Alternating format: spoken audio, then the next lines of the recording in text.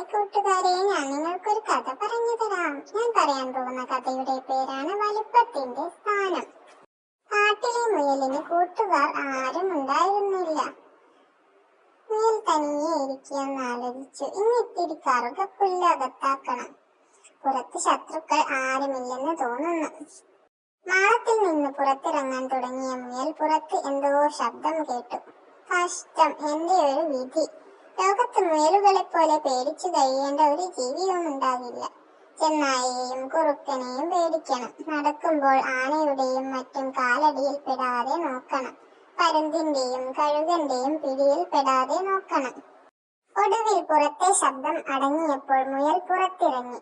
ആരുമില്ലെന്ന് തോന്നുന്നു. കറുകക്കുന്നിലേക്ക് പോകാം. ആരും കാണാതിരിക്കണേ. അപ്പോഴാണ് അവൻ ശ്രദ്ധിച്ചത്. തന്റെ ഓട്ടം പേടിച്ച് കുളത്തിലേക്ക് ചാടുന്ന തവളകളും മരത്തിൽ പാഞ്ഞു കയറുന്ന ഓന്തുകളും ചാടിയകലുന്ന പുൽച്ചാടികളും മറ്റും. ഇതെന്ത് മറിമായം! ഇത്തിരിയുള്ള എന്നെ പേടിച്ച് ഒളിക്കുന്ന ജീവികളോ? അത് കണ്ട മുയൽ ആലോചിച്ചു, ഞാനിങ്ങനെ പേടിക്കേണ്ട കാര്യമെന്തിന്? അതോടെ അവന്റെ മനസ്സിലുള്ള പേടിയും അകന്നു. ഞാൻ സൂക്ഷിച്ചു നടന്നാൽ തീരുന്ന പ്രശ്നമേ ഉള്ളൂ. കൂട്ടുകാരെ, ഇതുപോലെയുള്ള മനോഹരമായ കഥകൾ ഇഷ്ടമാണെങ്കിൽ എന്റെ ചാനൽ ഒന്ന് സബ്സ്ക്രൈബ് ചെയ്യൂ, ലൈക്ക് ചെയ്യൂ, ഷെയർ ചെയ്യൂ, കമന്റ് ചെയ്യൂ.